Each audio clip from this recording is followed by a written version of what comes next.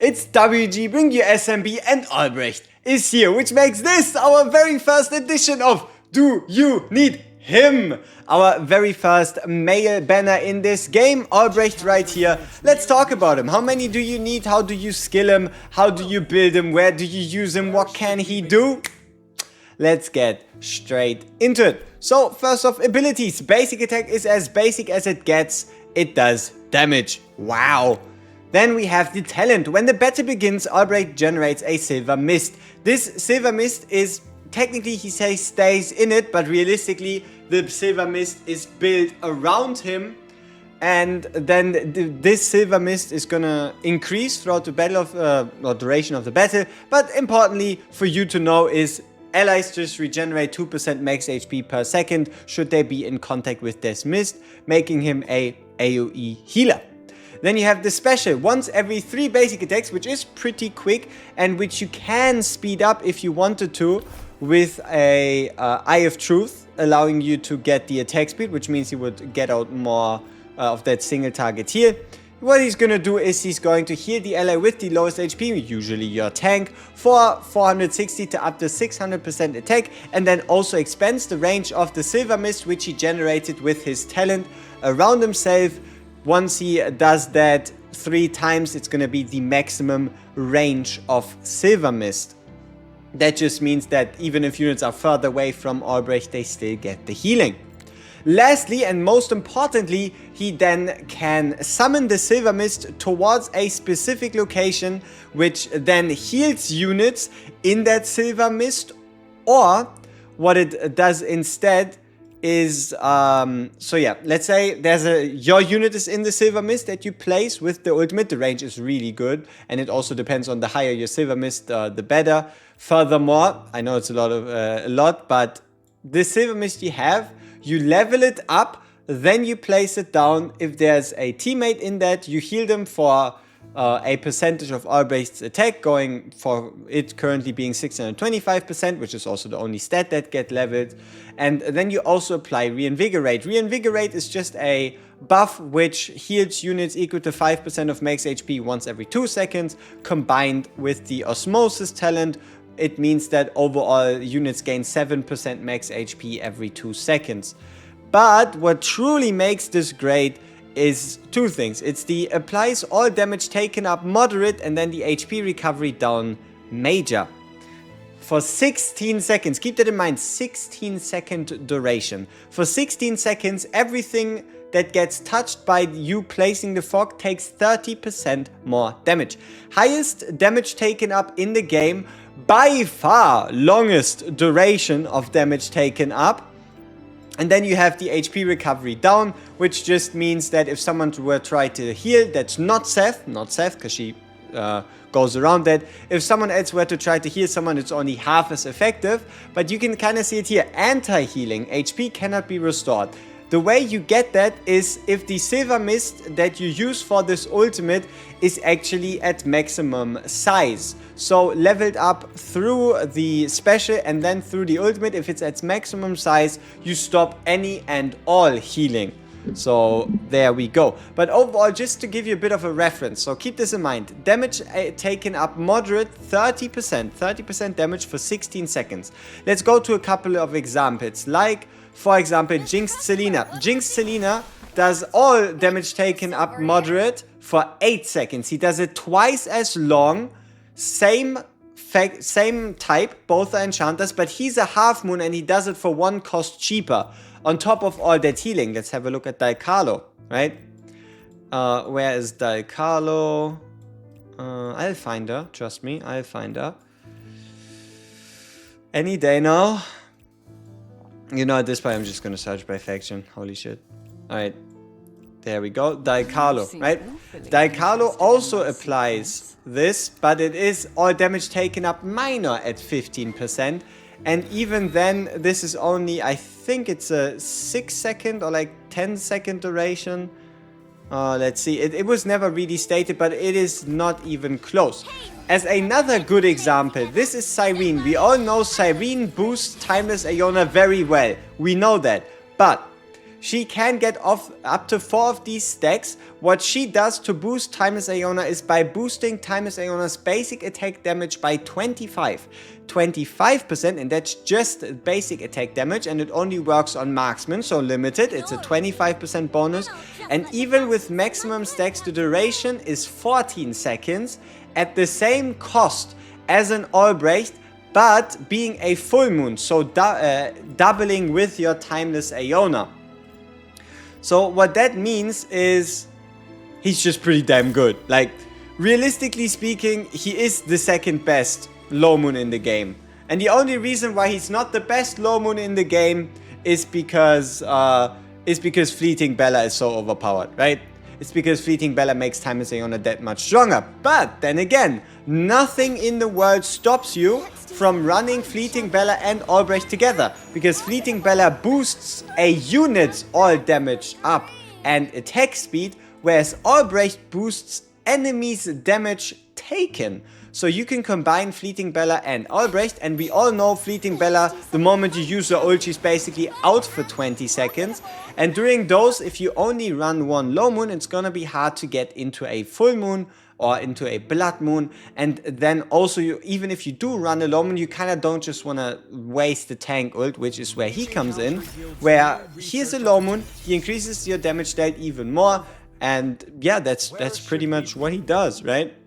So, okay, let's go back to Albrecht.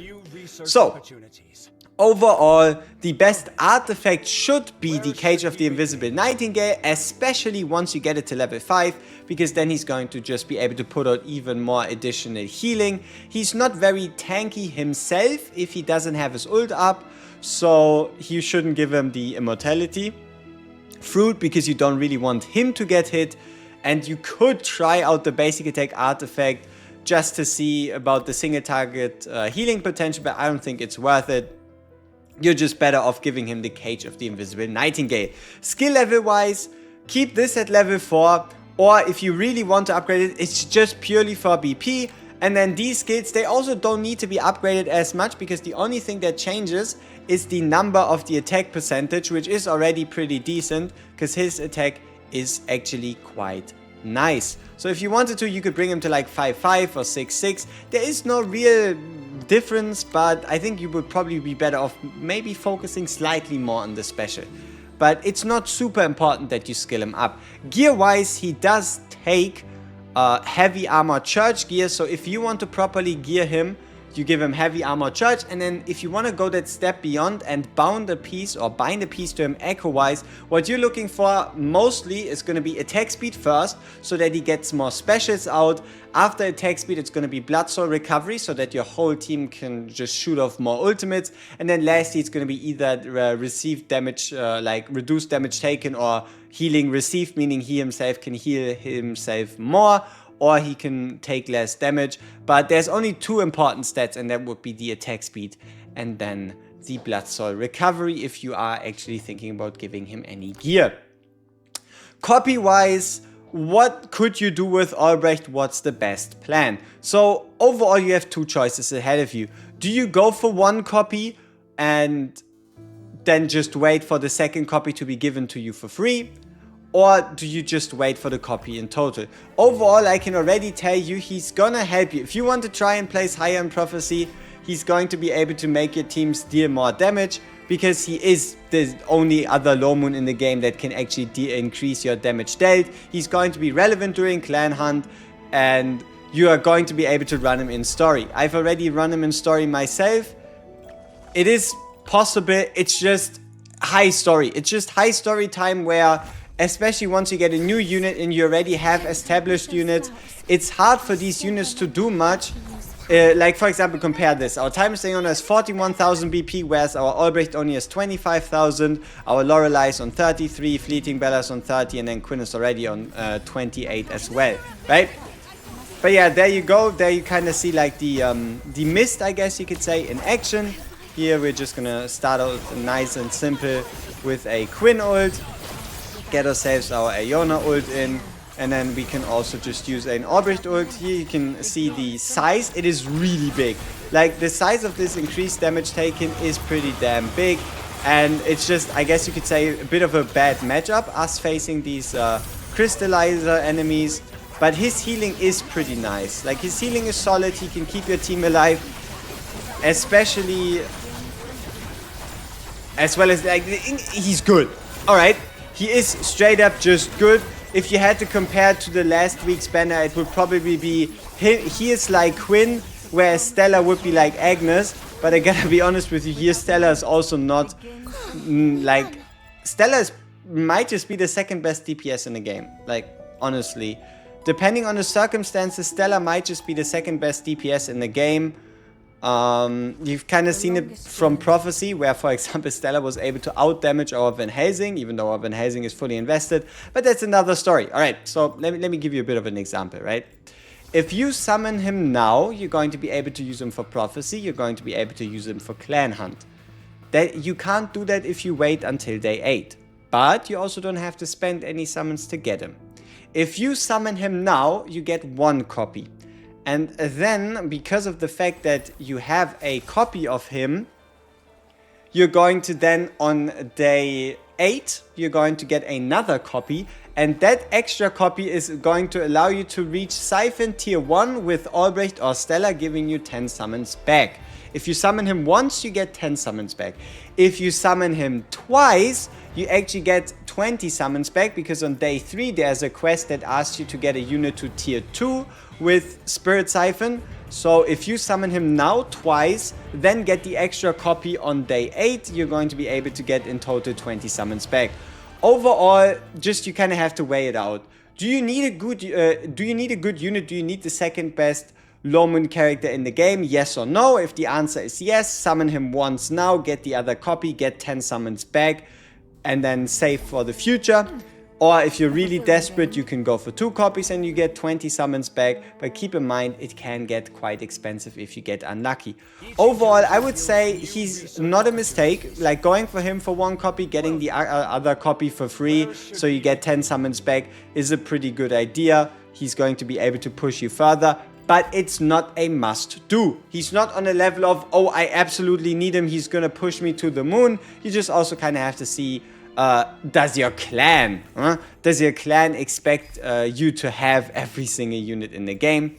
And then an area that we just can't reliably test today, because there's a new season going on, is PvP. What do I expect him to do in PvP? I gotta be honest with you here, not much. I don't really expect him to do as much, but realistically it's probably going to be something along the lines of, you have 2 or 3 summoners, they're going to give you a bunch of souls, and then you're just going to fire with Timeless Aeona first. I don't think anything is going to change with the core mechanic of Silver Shadow Chronometer, Blood Soul gain in the beginning. If you do have an extra space, you might be better off with the Quinn, and then with the Quinn ulting, because she can at least take damage for your team, can kind of stop a Timeless Aeona from steamrolling you. But I don't think anything big is going to change in Gauntlet. Now, on the other hand, Crucible, he's going to be a fantastic defender, he's going to be a fantastic healer, and that is pretty great. Though, then again, he will definitely help you win Crucible offenses, but Crucible defenses are so hard to defend anyway that most of the time you're probably still gonna end up at the short end of the stick, right? Like, Crucible defenses are just a mess. It's way too easy. Like, you just skip enemy Timeless Aeona team, use your Timeless Aeona team against their Van Helsing team, and then use your Van Helsing team against their non-existent team, and you win. Or, I guess, your Stellar team, or whatever you really want to call it, right? So, PvP, I don't think he's going to change up much, especially because there's only 5 units. Crucible, he's absolutely going to be useful. Story, he is pretty damn nice. He can also sometimes just solo heal through it. Is he worth it to take out a Bella with the Silver Shadow Chronometer? I would say so. And that is because if you are playing on a high deficit, usually Bella just dies super quick anyway, right? Like, usually Bella just dies within 0.25 seconds anyway, so it's not like you're gonna get anything more than just a single Blood Soul worth of value out of someone like a Bella. It just depends on if you're facing units that have these stupid AoE attacks, right? Like, in a scenario like this, my guy's just getting hurt a little bit. Because, I mean, you've seen it, right? You've seen these Kamets just do their AoE attacks. It just really depends on the enemy type. But overall, I would say he's someone you can definitely think about picking up. And he's not a disappointment. He's not a disappointment at all for being the first male unit.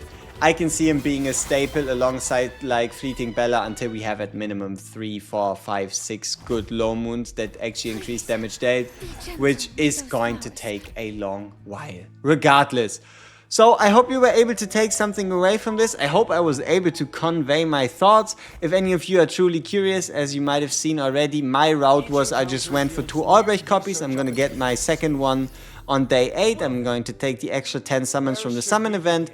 And then we're gonna hold out and see what the devs have planned for October. Peace!